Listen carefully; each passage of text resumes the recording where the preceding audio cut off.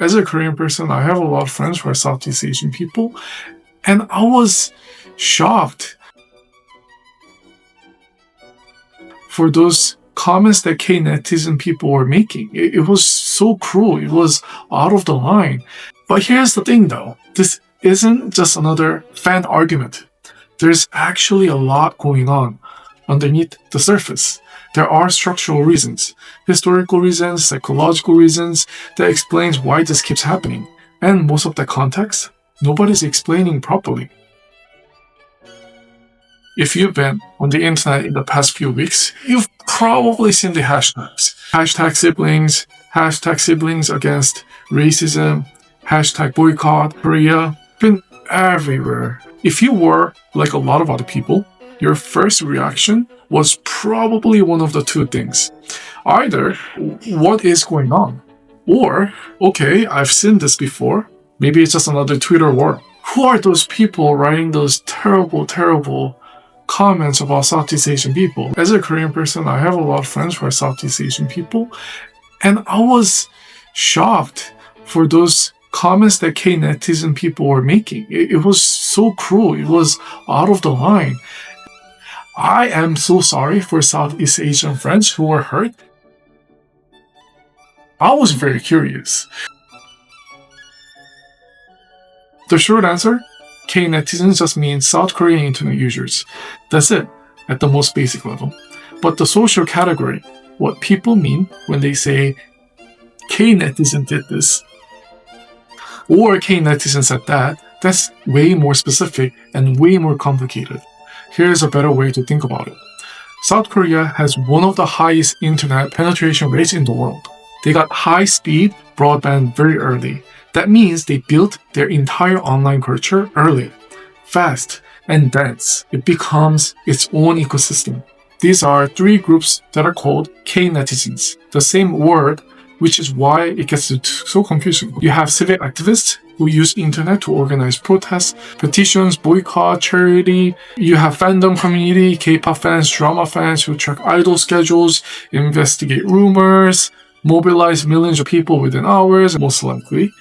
It was these people in PC방. I'm imagining that those Korean people in PC방 and writing nasty comments about Southeast Asian people, smoking, drinking soju a little bit. By the way, guys, have you been to PC방 lately? It's very fancy. The internet cafe in Korea, you can buy food, you can basically live there, which is not healthy choice that people may do, right? And then you have anonymous forum boards where people post memes, controversial opinions, and yes, some genuinely hateful content. That's the problem, right? Natepan, which functions kind of like a general public forum, somewhere between Reddit and Facebook. DC inside, which has that image board culture. Fast, anonymous, a lot of memes. Ilbe is where people will be talking, which has historically been associated with far-right, nationalist, and sometimes misogynist content. So when you see a screenshot circulating that says, look what K-Netizen said, you're usually not seeing what South Korea thinks. You're seeing what a specific subset of users on a specific platform said. That then got amplified by this machine. Keep that in mind. This allows for the unfiltered, passionate. They can be very aggressive with the expression of opinion, which is sometimes completely unacceptable. Here's the key thing about anonymity. When you post anonymously, the social cost of saying something horrible goes way down.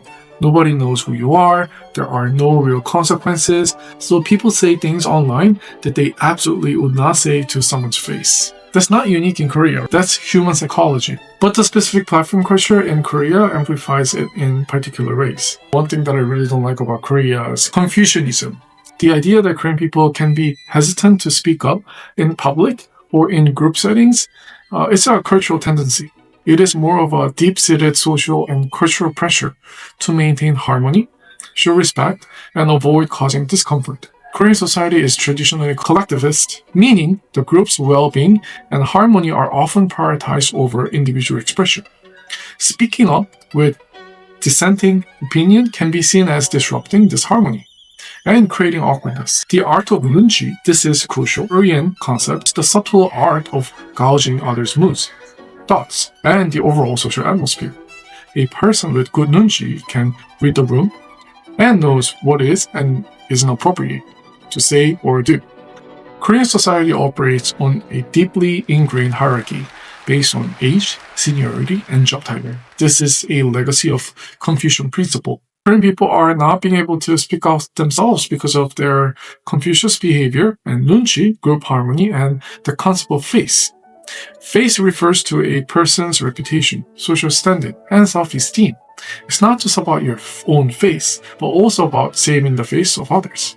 This is where it gets interesting. The anonymity of the internet provides release valve for these intense social pressures. Anonymity removes consequences. Online, the strict rules of hierarchy, nunchi, don't apply in the same way.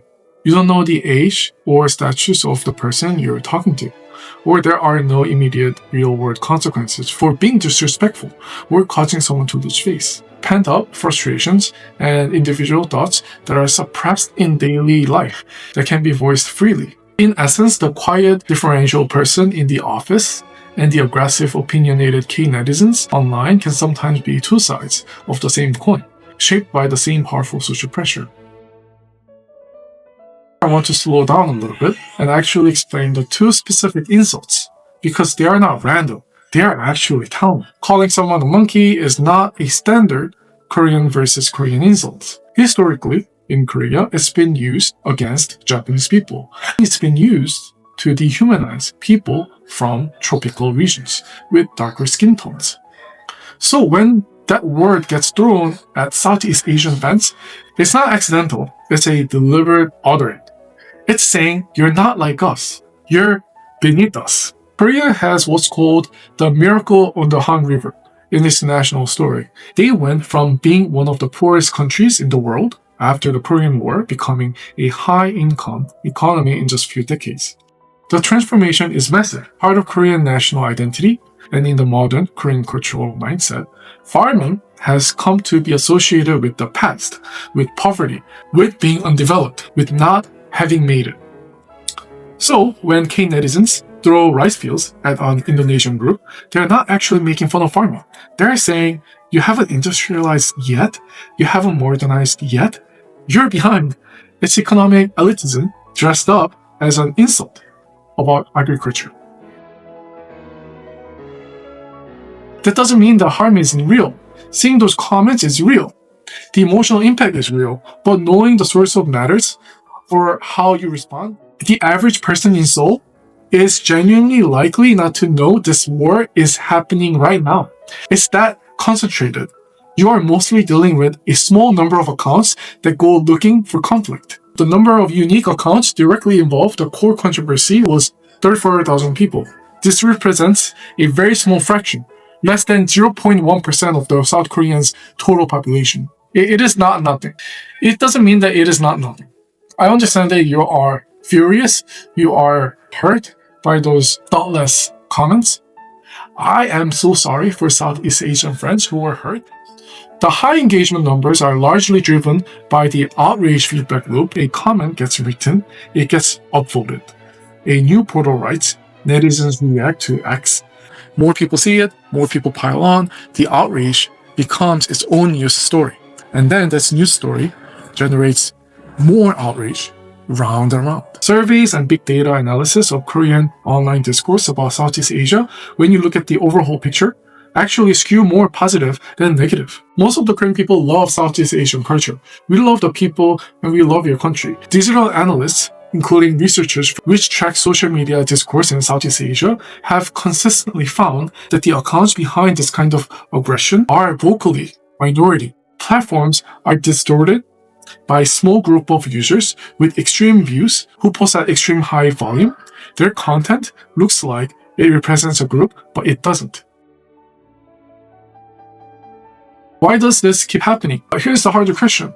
Even if it's a minority, where does this attitude come from? Why is any of this happening at all? Here's another one thing that I really don't like about Korea's culture. Confucianism. For this, I want to give you a proper structured answer. Not just some people are bad online. South Korea's entire national narrative is built around climbing. They went from being incredibly poor to incredibly wealthy within living memory. That is genuinely extraordinary. and they are rightfully proud of it. But here's the problem. When your national identity is we work so hard to climb that ladder, it can slide into a belief that countries which haven't climbed as fast are behind or less advanced. South Korea became so rich in such a short amount of time. We did it, why can't they? And Korean society is already strongly hierarchical in its everyday structure. These hierarchies around age, school, prestige, which city you're from, the same ranking logic just gets extended to nations. Here's something that doesn't get talked about enough. Most Koreans encounter Southeast Asians in 3 specific contexts.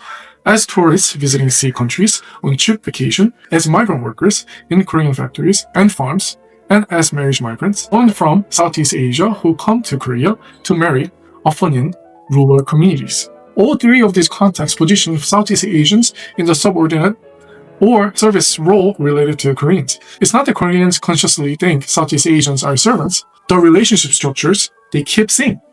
And over time, that shapes perception. Studies of Korean media coverage of Southeast Asia shows consistent pattern where Southeast Asians appear in Korean news, usually in one of those few frames: tourism, labor, or crime. Some scholars argue that during its rapid modernization, South Korea internalized a Western-centric global racial hierarchy. In this unspoken hierarchy, white people are at the top, and people with the darker skin tones are placed lower down. Korea's ascent was closely tied to its relationship with the United States.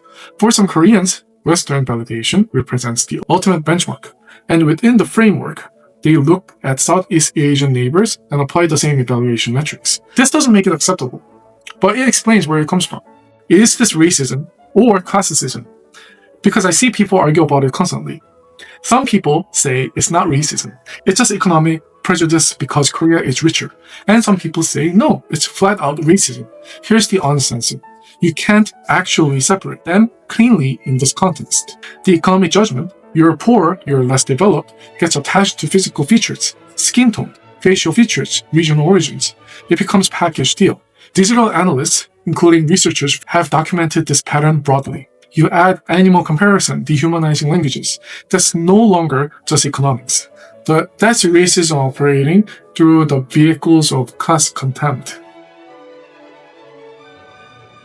Understanding doesn't mean accepting. It means finding it more accurate. Let me end with the things I think people on both sides are getting wrong, my Southeast Asian friends. On the side of some Sea audience, the biggest mistake is generalizing. When you say Koreans are racist as a blanket statement, you are applying the exact same logic to an entire nation that you are protesting when it's done to you. You're not fighting a country, you're fighting a specific culture of online behavior that lives in specific platforms and communities. The distinction matters both morally and strategically. On the side of Korean media, a lot of coverage has framed this as a soft power problem for Korea. The worry is about Korean reputation and economic interests in Asian. That's a real concern, but it centers Korea's interests. It doesn't center the actual experience of Southeast Asian fans who got compared to Animal Online. Those are different conversations, and they shouldn't be collapsed. We keep treating online behavior as representative of offline reality. The research consistently shows it isn't. Social media platforms, especially anonymous ones, are structurally built to amplify extreme voices. What trends is not what most people think. What goes viral is not what most people say. Your outrage is being manufactured as a specific location, a specific machine, and understanding the machine is how you fight it more effectively. K-netizens are not monolith. They never were. They are an ecosystem, civic activists, fandom, communities, anonymous forums, and ideological fringes all operating under the same label. The specific insults you've been seeing, the monkey comparison, the rice field jokes, they're not random. They come from a specific logic, a legacy of development pride. Media framing, online culture that rewards the loudest and most transgressive voices. But the picture is more complicated than Korea hates Southeast Asia. The conflict is real. The harm is real. Thank you for watching. My name is Leo, and please like and subscribe. Okay.